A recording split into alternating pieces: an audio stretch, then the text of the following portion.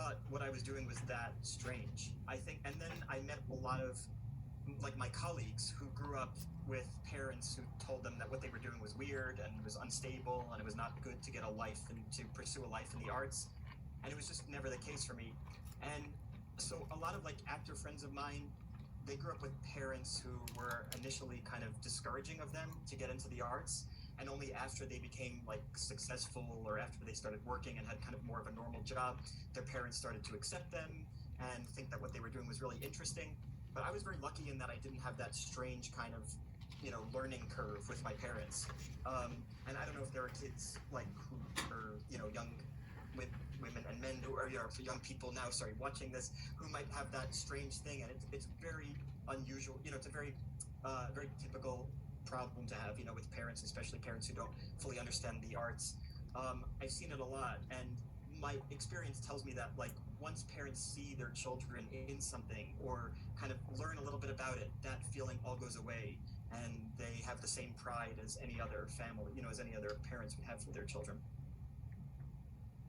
Not to go off script, but what would you have to say for the children that do want to go, or for even people our age that are in college who want to study arts, don't really know how to get into the field, or might not have parents that are supportive or have the resources? Like, what would you have to say to them who just really want to just get into it? Yes, yeah. Well, so I just turned like 37 years old, so I'm, thanks. Oh no, I don't mean it for that reason. I just mean like, yeah, thanks. And where's my gift? No, I just mean like the technology is so different. So when I was younger, when I was like 18, 19, I was like desperate to like make a movie, but I couldn't afford like the camera to make the movie. I wanted to like make my own little comedy movies. And so my advice now would be to like make things as soon as possible, put them on YouTube, you'll get noticed. Like, I'm not asking for like pity that I couldn't like get the camera. I just mean like the advice I would have given like myself as a younger person would have been like, go to every audition you possibly can, look in the newspaper to find auditions that are appropriate for you. But now my advice is completely different. Make things with your friends, make things, put them online. Things do get noticed. Like I am in positions now of like casting people, and I can't tell you how many times like casting directors for movies say, you got to check this kid out online. He makes these amazing videos. He's in his basement in North Carolina. He's not in New York or LA. He's so amazing. Like this stuff actually like works, and you're not feeling like the kind of annoyance of like sending out a million letters to people who are not reading your cover letter or sending out headshots. So that would be my advice. The other advice I have, and this is what I say all the time, and I hope this is not like a horrible, but like you should pursue something in the arts that you would do for free, because a lot of times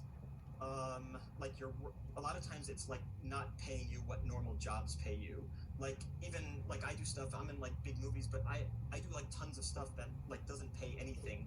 Like and I write plays and perform them in New York, and like the greatest actors in New York City doing like a really good play get paid like something like $259 a week. It's like, and living in New York, it's like a very low salary. So my advice always is like, do something you would do for free, because if you don't love it enough to do it for free, you probably won't pursue it to the extent where you would finally get paid for it in the first place.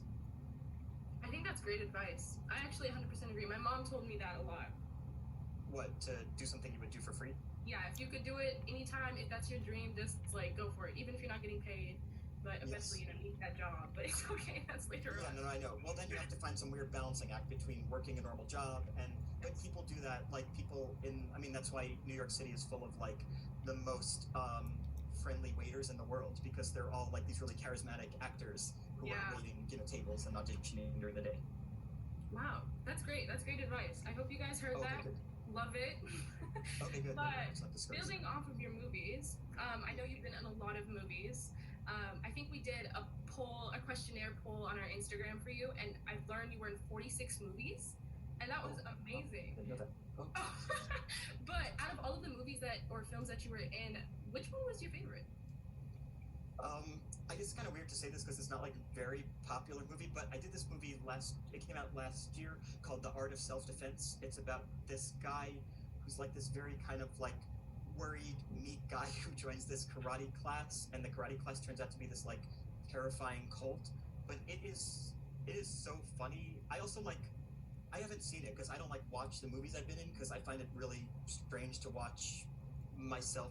I mean, I'm watching myself now on Zoom, and I'm gonna have to probably speak to a therapist after because I just find it very uncomfortable to like watch my face for a long time. But so I haven't seen that movie, but I will say like the script was the funniest thing I've ever read in my life. The Art of Self-Defense. In fact, if there are people who are like interested in the arts or interested in movies, I would suggest like you can get the script online. The director Riley Stearns actually put it on his website to download the script, and it is absolutely worth it. It is the funniest script I've ever read. I've read like probably I don't know 1,000 movie scripts. This is just so brilliant, and I love that movie.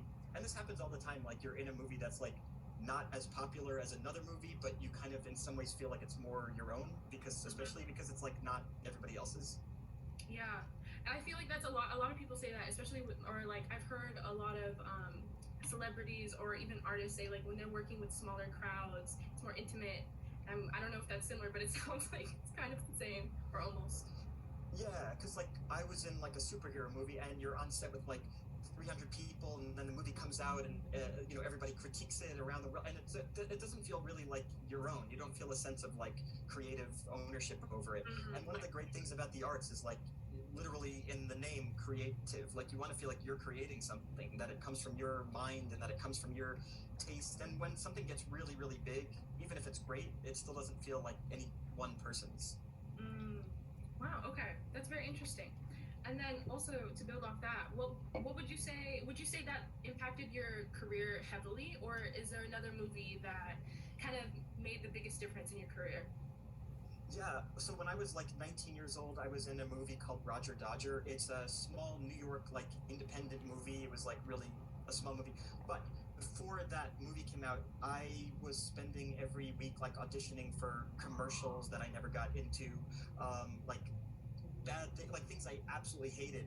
And then this little movie got made, and the day after the movie came out, like I started getting like scripts in the mail, like, "Would you want to be in my movie?" Not, I didn't get like offered really like even like even like a regular salary is really small amount of money, but it was like the difference between night and day, like of being in one movie.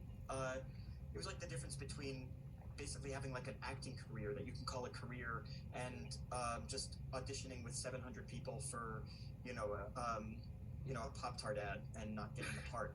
So that was like the main thing. That's why I said to like make things that are your own, because otherwise you're gonna just feel so discouraged that you're gonna feel like, how do I break into this weird industry? But if you're making things that are your own, then it's like you have complete control over it. That's why. Anyway, this is all to say I wish I had an iPhone 20 years ago. It's okay. I mean, you still did great without it. Oh, thank you, thank you. But to continue on, we have another question to ask you. So this one is, so when you were 16, I understand that you were writing screenplays. Yeah. What exactly inspired you to become a writer, to start writing? Probably like a lot of writers, like I was very, very shy as a kid, and so like what I've noticed with like shy people is like it doesn't mean like they don't have anything to say. It's just they don't have anything to say out loud. And so like so what for me it was just like I had so many things to say. I had so many like funny things to say, but also like feelings that I would never feel comfortable expressing to somebody. And so when I started writing, it was like, oh, I can get it all out here. And it was just like it was such a relief.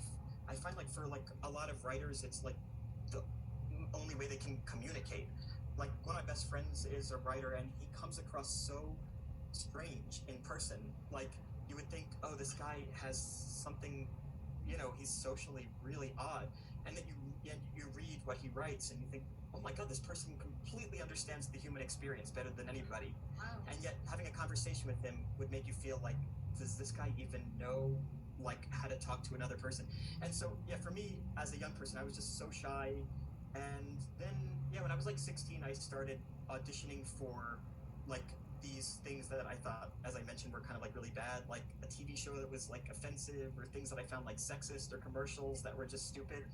And I thought like, oh, I could just do this. I could just write these things are so bad, these jokes are bad, I could write better jokes than that. And so I mean, that sounds really obnoxious and arrogant. I just mean like when I started getting exposed to like what the industry had to offer when I was about 16, I started writing my own things because I thought like I could do it, it can't be that hard.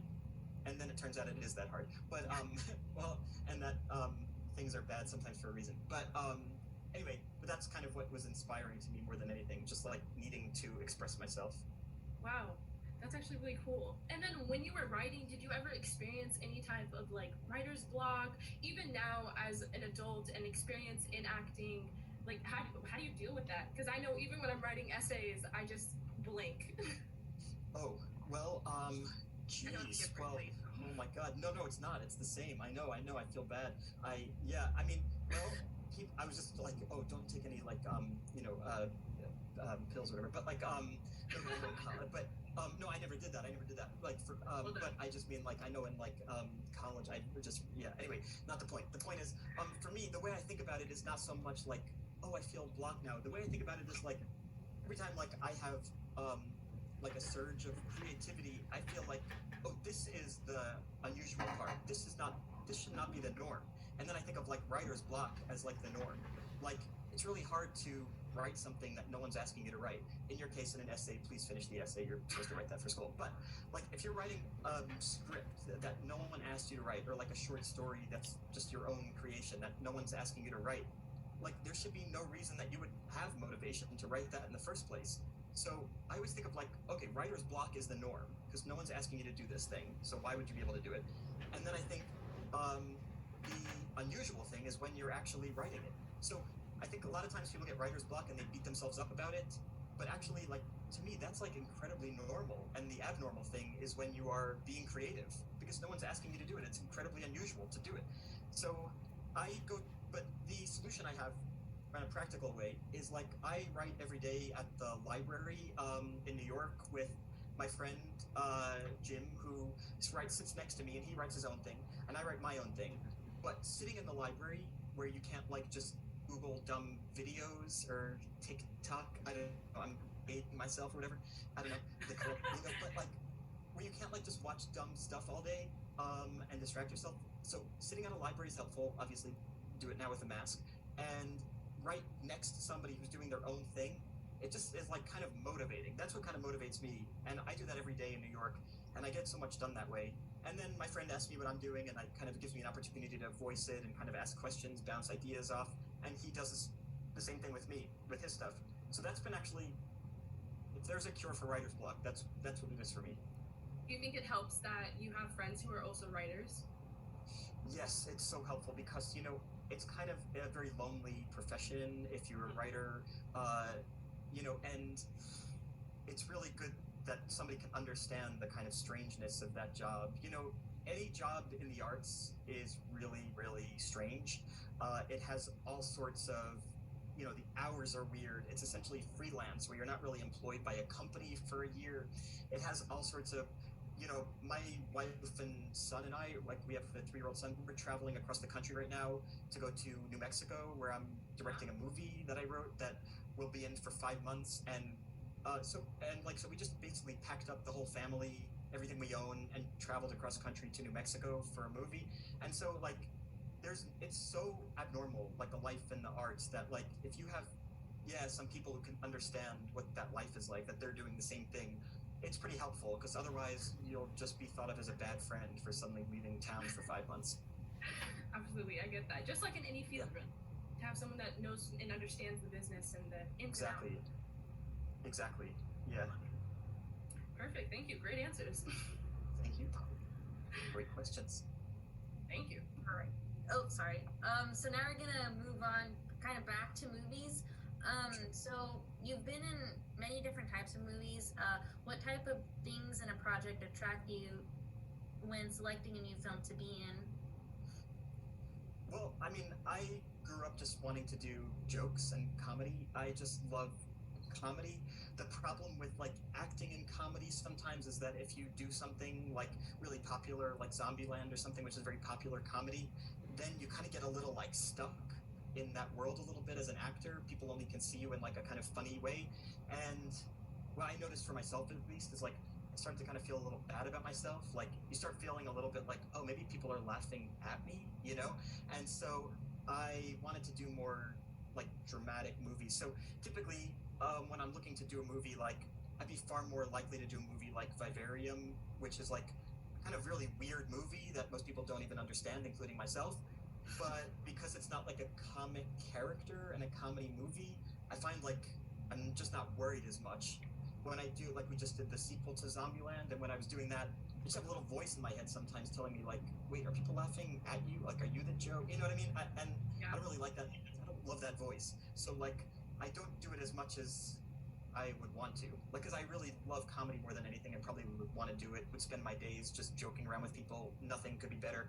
But just to do that on a big scale of a movie where people are going to watch it, I just have this nagging voice in my head that I don't know. I would not be taken seriously. That's right. That's actually very interesting. I never really thought about that. I actually never thought about it until you just asked me it either. Yeah, because I was thinking, oh, why is that? And so anyway, I just diagnosed myself, so maybe I'm on the road to recovery now. Look at that. We're helping you out here. One Thank you so question at a much. time. Thank you. So, this is, I think, our last question before we move on to like the next category. So this is from a student. You did an amazing performance as Mark Zuckerberg in The Social Network, especially in the room scene with lawyers when you gave the monologue. How did this acting role differ from other ones you've done, and did it feel weird acting out Zuckerberg? Yeah, it was super strange to portray somebody who was both real and then not only real, but alive, and not only alive, but like my age. Like I think we're the same age, and that was really strange because you had this sense like the movie was not like the movie was like kind of realistic. It wasn't like celebrating him. The movie was kind of like critical sometimes, and yet as an actor you're taught to always be defending your character. So even if you're playing like a villain in a movie, you're supposed to like completely think your perspective is correct. And so like I was in this weird place of like thinking that what my character was doing was great because I'm thinking about it from inside his head. I'm not judging him, and on the other hand, I, as somebody who like I don't have social media and stuff, I'm kind of like suspicious of a lot of what Facebook does, because it owns all your pictures and sells you weird stuff. I don't know, like the whole thing kind of freaks me out a bit. And so it was just this weird thing of like playing a character who is doing something that I have to think is great, at the same time think I'm critical of. And in terms of like as an actor, it was like the coolest thing in the world. The director of that movie is a brilliant director. His name is David Fincher, and he likes to do like 100 takes of each scene. So you normally, when you're acting in a movie, you do like 3 or 4. You do the scene like 3 or 4 times, and then they switch the camera, and then you do the scene 3 or 4 times where the camera's in the other place, and then you go home. And this, he does it like 100 times. He's a genius, but he's also like obsessive. I guess not, but he's a genius and he's obsessive. And so you'd end up doing these scenes like 100 times. It felt like a workout. It felt like the most like challenging, exhausting experience I had. That's partly because I don't go to the gym. I have to ask though, how do you deal with 100 takes? And what are you looking for within the takes?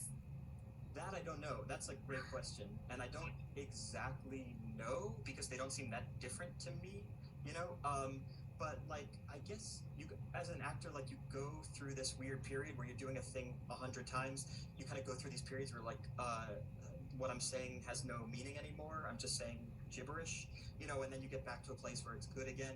And I just don't know. I've never seen it. The truth is there is no director in the world who does that except him. So it's very unusual. Like, so when they schedule movies for him, they schedule like a very long schedule because it takes so long. Wow. There's no one else who does it because it's insanely expensive to do that, because every day on like a big movie it costs them like hundreds of thousands of dollars to shoot. So they just don't do that. So no one else has the kind of like I don't know, clout or privilege to do that. I guess it was worth it because that movie was very popular. I remember hearing about it for a long time. Wait, how old were you? You were probably like I was really young, but I actually watched it. Really? Yeah, I mean, there's nothing in it that's like offensive. It's just like complicated. It is, and there was like some cuss scenes, but I think my parents just really didn't, because they were more into it. Right. Okay. Yeah. It's respectful. That's respectful. I just had a quick question. So when you were talking about like social media, you said like that's why the whole thing of Facebook kind of like you don't like it. So is that why you don't have social media accounts? Yeah, I mean, I also I find it kind of like I'm in a very different position than most people though, because like I am a public person, so like people stop me on the street and I do interviews where I talk about myself. So for me, I get all those desires to like put myself out there already exist. You know what I mean? So if I was not in the public eye, I'd probably love it. But for me, as somebody who's like already in the public eye, it already feels like I'm way too overexposed as a person. Like it's pretty weird to walk down the street and somebody knows who you are. It's just like unnatural. And throughout all of civilization, no one's ever done that. Like no, man, 100,000 years ago walked to like a separate, cave and they knew who he was from that other cave. It's just totally unnatural. And so like I'm already kind of like shocked that I'm in a position where that happens to me. It doesn't feel normal or natural or healthy. And so that's why I kind of stay off any more social, like promoting myself or talking about myself. Right, thank you. That's okay. I know. I'm glad to hear that. Yeah. Thanks. Yeah. So now we are going to bring up two people to ask their questions to you.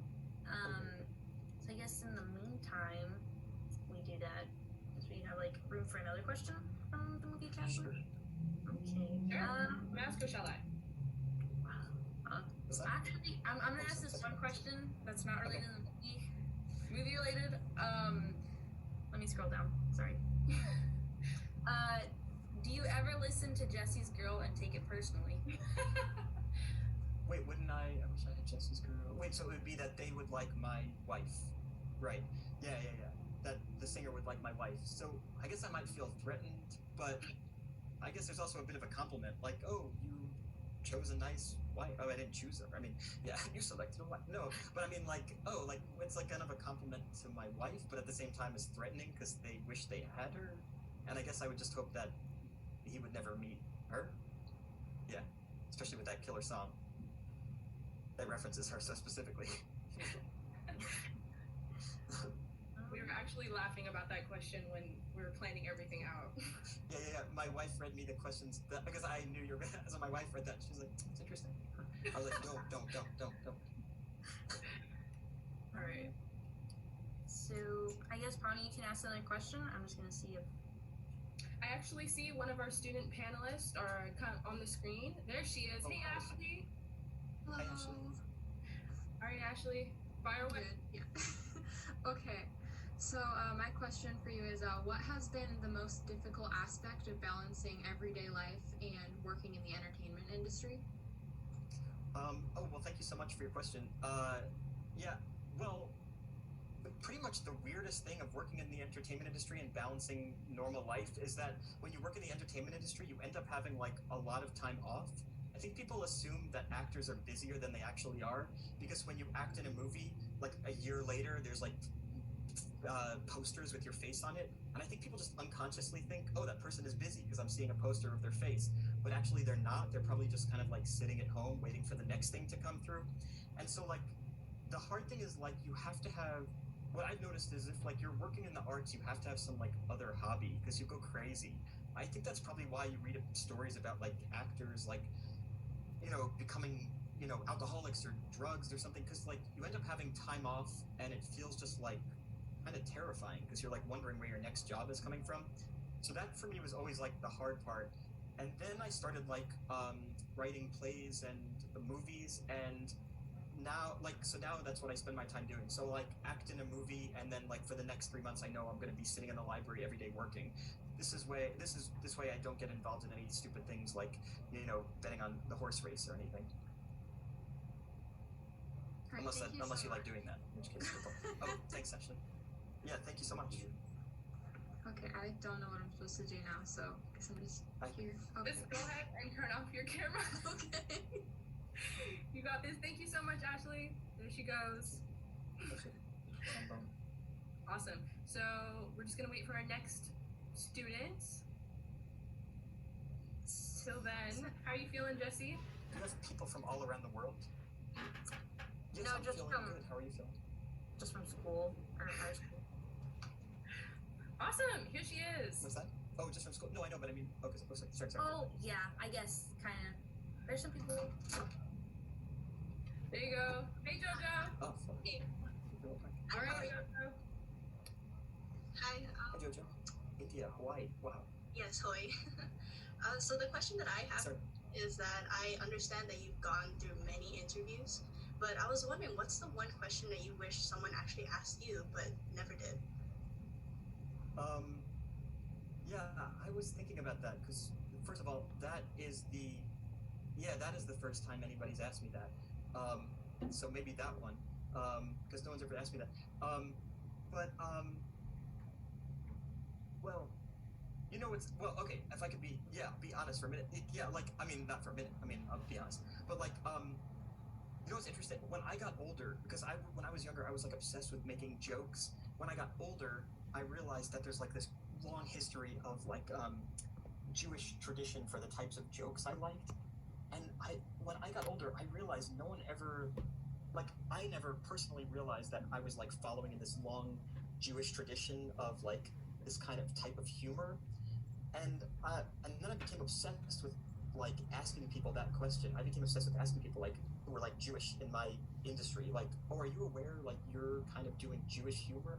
And no one ever asked me that, and I always wish people asked me that because it was so obvious to me that there's a certain type of humor that I like that is very specifically 200-year-old Jewish type humor. And so I was always I always wish I was asked that because it was so obvious to me when I became an adult that that's the thing I liked when I was younger. Anyway, you have a very insightful mind because it prompted when you asked me it kind of prompted something that I'd never thought about before. So thank you very much. Well, thank you very much for having us here, and I really love that you're wearing our Coug here. Go Cougs. Yes, go Cougs. Not the Houston Cougars, but the Washington Cougars. All right, thank you very much. Have a nice Thank day. you. Yeah, and you too. So cute. I have to ask. I'm sorry, I'm not familiar. What is Jewish humor? There's a certain kind of there's a long tradition of Jewish humor. There's the comedian Woody Allen. I don't know if you ever saw his stuff. And there was before him, there was Groucho Marx and S.J. Perlman and all these there's a certain kind of I don't know, you would classify it as neurotic and usually there's the mother character is usually kind of the overbearing mother, but that's in a lot of different cultures, the overbearing mom. Usually kind of neurotic, kind of critical. Yeah, somebody just asked Seinfeld. Seinfeld is kind of Jewish humor, but Seinfeld's more confident than what we think of as normal Jewish humor. But yes, it is that. Kind of obsessed with just figuring things out, kind of stuck in your head, that kind of thing. As opposed to big, loud, boisterous kind of humor. Okay. I think I get it. Okay. Yeah. All right. I believe, if I'm correct, it is time for our speed round. Right? Okay. Awesome. Yes. Are you ready? I think so. I know you looked at the questions, but pretend like you've never seen them, okay? What questions? There you go. All right. Are you ready? Yeah. First question. If you could have any superpower in the world, what would it be? Just better vision. Oh, me too. Yeah. Biggest inspiration. It's not a superpower. I just want to be better than -6 contact lenses. It's okay, I'm -3. I just want 20. Whoa, I'm envious of you. Yeah. But next question, biggest inspiration. Well, it sounds weird to say this, but I have a 3-year-old son, and every day it's the most. I can't believe the world works this way. I'm seeing it through his eyes. Yeah, that's kind of saccharine, but it's true. Oh, very cute. Number one dad over here. Favorite movie you've been in? Oh, yeah, we did that. I think The Artist of Defense. I just love that. That's okay. It's good. Got you. Biggest pet peeve while working? Competitive people, where it kind of feels trying to outdo you in some way. Yeah, that's just the worst. Not conducive to creativity. I agree. Biggest fear? The weird thing is I have a really terrible fear of heights, and then I have to do scenes in movies where I'm high up and I have no fear at all. And I think it's because I'm surrounded by people and because it's part of a job. But otherwise, just getting on top of a building. But it's a normal fear of heights and that you could fall and get killed. Yes, I have the same height. Well, our height fear. Okay, yeah. One TV show you could watch for the rest of your life. This is a really deep cut, but there was this show called The Critic. You would find it on YouTube. It was from the 90s. It was a cartoon. It was It came out around the same time as The Simpsons. It's very different than The Simpsons, but to me, it was just the absolute funniest thing that I'd ever seen in my life. I still watch it. The Critic, it's called. I'm gonna look it up after this. So does Jacob Hirsch, as well as Robert Kemper. Yes. Least favorite Yeah. food. Oh, wait, what about least favorite food? Least favorite food. Wait, I did have something. And now, what do I'm supposed to like, oh, yes. And Jose Yepes also likes it. Very interesting. Yes. I have to drink these, like, I'm trying to, like, gain weight for a movie that I'm doing in April, and I have to drink these, like, weight-gaining smoothies every day. It's disgusting. It's What does disgusting. it contain? Maltodextrin. Ooh, never Look had it up. Yep, it's pretty weird. Okay, favorite food. Favorite food? Probably pizza. I'm from New York. Pizza. Everybody eats pizza all day there. Nice. Okay. Yeah. Favorite talk show you've been on? Oh, the funniest talk show host, in my opinion, of all time is Conan O'Brien. He's a genius. Everybody, I think, like every comedy writer thinks he's the greatest. He's great. He's a genius. Yeah. Awesome. I actually saw your interview with him. That's really cool. I think he's brilliant. Yeah. If you had to switch careers, what would you be doing? My wife is a teacher. My best friend's a teacher. My parents are teachers. My dad teaches at SUNY on the other side of the country. And I mean, I'd probably be a teacher just because, like, it's a family, business. My wife too, But my wife's in my family, but she wasn't before I met her. And yeah, I just love, like, I don't know. I love learning, and you have to stop learning at some point. So maybe you could start teaching. Okay, I'm gonna add a question. But what would you teach? I'm obsessed with geography, geography.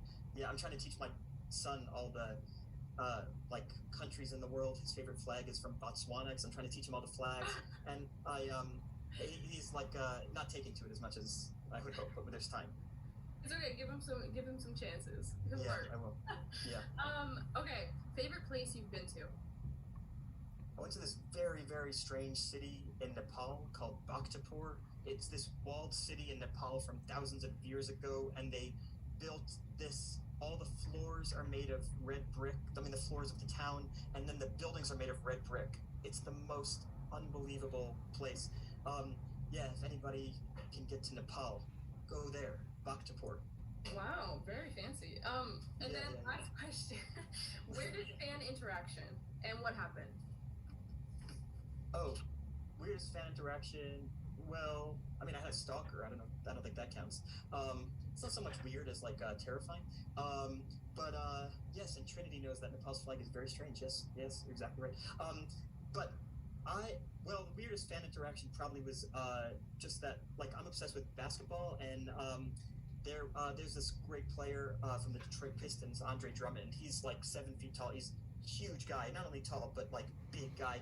And he came up to me after like a basketball game and said that he liked me in movies, and that was probably the strangest thing, because I'm obsessed with basketball players. To me, they are like gods among men, and that was pretty strange that he came up to me. Yeah, that was probably the weirdest thing. And then we became kind of like friends, because he wanted to act, and obviously I want to be in the NBA. Or like, he has a better shot at acting than I have in being in the NBA. But nonetheless, I still talk to him. That's very cool. But I just have to know about this stalker situation. Yeah, it's pretty weird. Yeah, somebody stalked me and then got arrested for it. And How went to long did jail. it last? This person would come up to me like all the time when I was doing. Yeah, it was pretty weird. So just recommend everybody just look over your shoulder, etc. Be careful. Wow, very scary. Yeah. Well, nice to know that you're safe now. Thank you very much. But all right, Eva, I think it's your turn now. Oh, Sorry. So now we're just gonna be moving on into questions that are kind of don't really have a category. And it's funny that you brought up basketball, because that's our first question. During research, a student found something interesting about your basketball fandom. Given your New York upbringing, one would assume you'd be a fan of the Brooklyn Nets or the Knicks. However, you made it clear that you are a diehard fan of the Indian Pacers. They are curious as to how the Pacers became your hoop team of choice. Yeah, so about like 6 years ago, I moved to Indiana, because my wife's from Indiana, and the Pacers are like, I mean, the problem with the New York Knicks, I don't know if we have basketball fans here, the problem with the New York Knicks is evident. They spend ridiculous amounts of money, can never put a good team together. Like they're like the worst example of what basketball has to offer. Pace, yes, Walker knows, James Dolan, yes, exactly. So it's really hard to be a fan of the Knicks. The Nets are great. Nets will be great. But the Pacers are like this perennial underdog team. I mean, they're based in a smaller market, Indianapolis, and so like I don't know, I'm like an empathetic person, so I want to root for like the the underdog. And the Pacers are like in they're in a smaller market, so I got to root for them. And they're also the closest drive I can actually go to see a game. Yeah, so it's more. Oh, and the Sonics. Sorry about the Sonics. Yes, I loved the Sonics as a kid. I was obsessed. Okay, this is probably predates all of you, although the Sonics in some ways predates you guys. But yeah, Vic Oladipo, even though I know go Sonics. No, I mean I was obsessed with Sean Kemp. I mean he was the most exciting player in the world, and also Sam Perkins, who would basically look like he was closing his eyes while he was the best. He was the best shooter. So and of course Gary Payton, the glove. My dad played against them. Who's your dad? Who's Ethan Anderson's dad? Oh my God! I met Sean Kemp in my pizza jet. This is amazing. Joey met Sean Kemp. I think he's actually opening up. I've heard news that he's opening up a weed store in Seattle, which is very interesting. Yes. So Wow. he's around town. Really? Oh, that's cool. Man, that guy was the coolest. He's opening a weed store in Seattle. Wow. Last I heard. The old thing was that like basketball players like in New York would used to open like car what's it called? Car cleaner. What's the thing where you get your car washes? Car cleaners. Yeah. Sorry. Anyway. Yeah, car washes. Thank you, Adair. But anyway. Yeah. Now I guess the thing is weed stores. Okay. Sorry, that's the first Yeah. thing in my head. Yeah. No, that makes sense. Oh, and Ethan said that his dad played him in a Sonic basketball camp when he was a teenager. Oh my God, that's so exciting! Wow. Thank you for getting my name. Yes, you're welcome. Yeah. That's cool. Yeah, the Sonics. That's a real tragic story. You guys really got screwed. Yeah. Don't remind us. Sorry. At least we're getting a hockey team, the Kraken. What's that? We're getting Oh, Seattle. you're right. Oh, that's awesome. Oh, that'll be great. Yeah, the Kraken. There is one player, Cole. What's the guy's name? Cole Aldrich, I think. He was the one player that played up until like 2 years ago. Anyway, that's a real tangent. Okay, sorry. So, I was Cole like, Aldrich was you my know neighbor. about Oh my this, God. Jesus. Alright. So I guess our next question is just kind of with recent COVID situations and I think a pandemic's going on. How has that affected you through your work and your well-being? Oh, it's pretty strange. Like, I mean, like everybody else, like through everything. Like, so when the country shut down in March, I was supposed to fly to like Bosnia that day in Europe to like start working on a TV show, and so that obviously got canceled. And then my wife and I, we work with like a domestic violence shelter in Indiana, so we rented like an RV, like a little camper, and we drove to Indiana so we can quarantine, so that we can work at the shelter. So I spent like the entire pandemic like doing maintenance at a women's shelter. It's called the Middleway House. It's in Bloomington, Indiana. My mother-in-law, before she died, obviously she ran it for 35 years. She died like 3 years ago. And so my wife and I always work there when we can. And so I spent the pandemic like basically painting walls, fixing toilets, fixing garbage disposals. And it was like the most exciting experience of my life because like in my job, like you spend so much time like obsessing about yourself and like making sure you look right and everything. And this was like the first time, like pretty much the first time in my life, like I spent the time doing a job that like is normal, and it was amazing. And then my wife and I like helped raise money for the shelter and did all this stuff. And so that was the pandemic for us. It turned into like a really wonderful experience, even though it came from something I would say that's like ruining people's lives and killing people. I think that's really great that you took the time to do that. A lot of people don't, which is really great. Oh yeah, we love it. We absolutely love it. Awesome. And then for our next question for you, what is the most thrilling experience you've ever had? I'm not joking when I say that. Like, so I spent like 4 days a week for months, like painting walls. This summer, I'm telling you, like, it was the most I never liked doing a job like as this much in my life.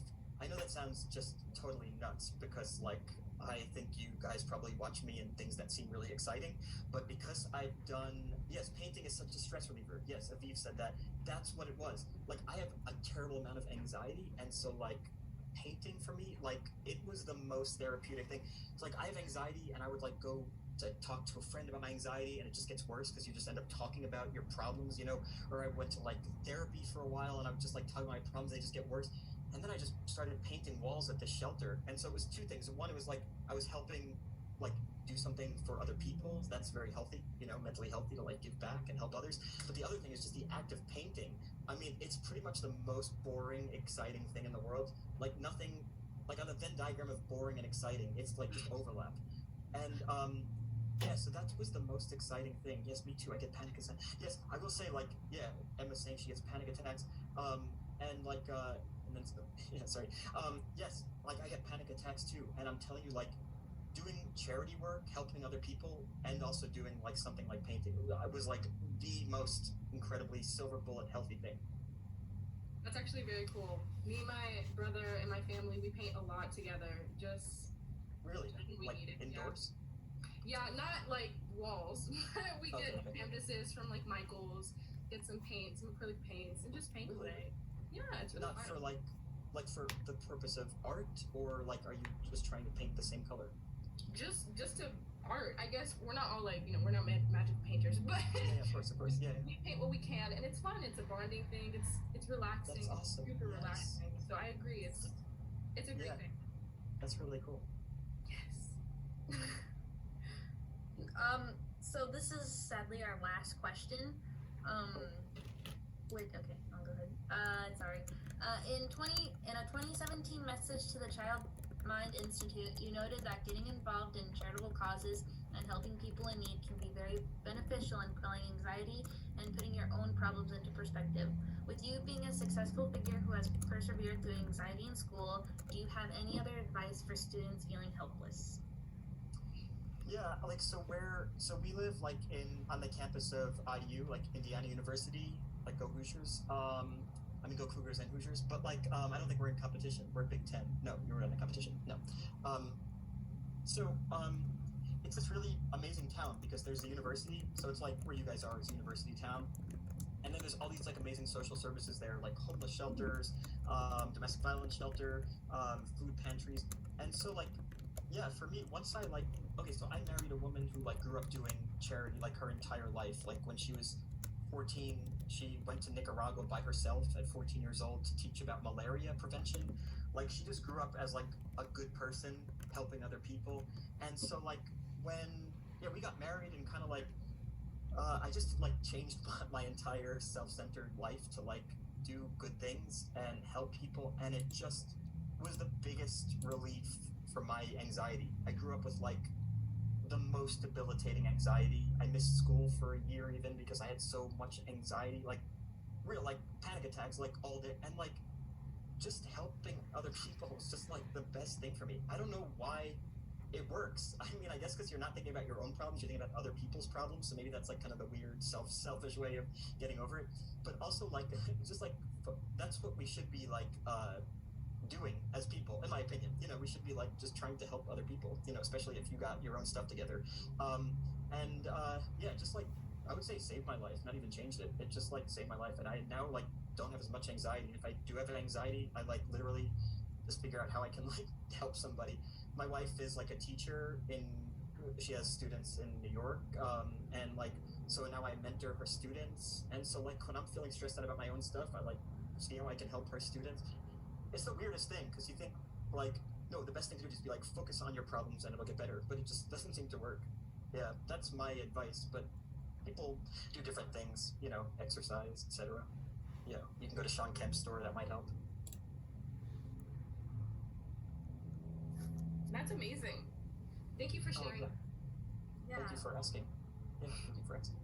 Thank you so much for being here with us today. I don't know if there's anything like you'd like to say, any other few words, like go Cougs. Yeah, well, definitely go Cougs. thank you for this wonderful shirt. Because I did want to share this one thing. Yeah, so I wear this hat. It's so funny because I wear this hat every day. This is the IU hat, and so like I wear this hat. I wake up, I put this hat on. Literally I couldn't find the hat this morning, and it was in bed because I took it off in bed last night. So I wear this hat all day. It was my like father-in-law's hat because when he died, my wife wanted me to wear his hat. So anyway, I wear this hat all the time. So when I got this shirt, and I was like, oh, I gotta wear this shirt, and my 3-year-old son was like, oh, it's your hat, like because it looks exactly the same.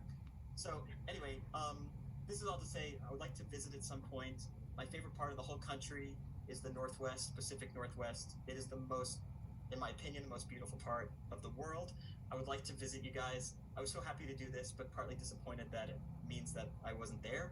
So I hope to visit there. I think you guys are in the coolest place in the world, in my opinion. Thank you so much for having me on. I just keep reading something about a hot dog sandwich, and I'd love to just get some closure on that. What does that mean? Is a hot dog a sandwich? Oh, this is like a kind of like, this is like a philosophical Is question. water Is that wet? the idea? I think Yeah, got it. It's that kind of thing. Okay, cool. Oh, come to Alaska. Yep, similar. Yes. Come to Hawaii. I'm getting all these wonderful invitations. There's a pandemic, so I can't take any of them up. Yes, Portland. I love Portland. Yeah, I love all this. Yeah. No, thank you so much. Come to Bangladesh. That's even further, probably. Yeah. Wow, are people international here? That's amazing. Somebody in Bangladesh? Or just from there? Because I imagine people could be, if you're Bermuda Triangle, no. I think we're making up places, or not making Yeah, up, that makes sense. naming places. That makes sense. Oh, from Bangladesh, Nafisa. Yes, because you essentially could be anywhere right now. It's all online. You have literally no classes. No, not right now. Everything's online. But the campus is open. It's just, a lot more restricted, a lot more places. The library's actually closed. So, So what's get open? my essay done. Oh, sorry. I know. What is open? Just the main cub, which is our, the main building that students can go through. The gyms are open. Some of the student dormitories are open, and some food places, but that's pretty much it. Oh, I see. So people are living there but doing classes from the dorms. Oh my god, that is bizarre. That is just bizarre. It is really weird. Wow. Yeah. Wow. Okay, well, yeah, thank you so much for having me. Yes, thank you so much for talking to us, to answering all of our questions, to looking at the messages down below. I know the students really appreciated that, for including them as well. But Eva, Oh, yeah. close it off. I know it's your event. All good. Oh, no, that's so cool. I didn't know that. Yeah. Yes, go. I was excited. I still am excited. I'm just pretty bad on camera sometimes, so I'm sorry about that. But yeah, You're great. You're great. thank you. Yeah. Oh, thanks so much. Thank you again. Hope to, once the pandemic's over, you can visit the Pacific Northwest and catch a Kraken's I would love game. to. Go to Yes, Pullman. I would love to. But thank you so much, and I don't know how to close this off, but yeah. Have You a gotta great know the night. tap dance number or Thank you something. so much. Yeah. Okay. Yeah. Good Thank night, you guys. everybody. Happy Good night, Halloween. guys. Happy Halloween. Happy Halloween. Happy Halloween. And make sure you guys vote. Yes, please vote. Please vote. Please vote. Please vote. Yes. Thank you.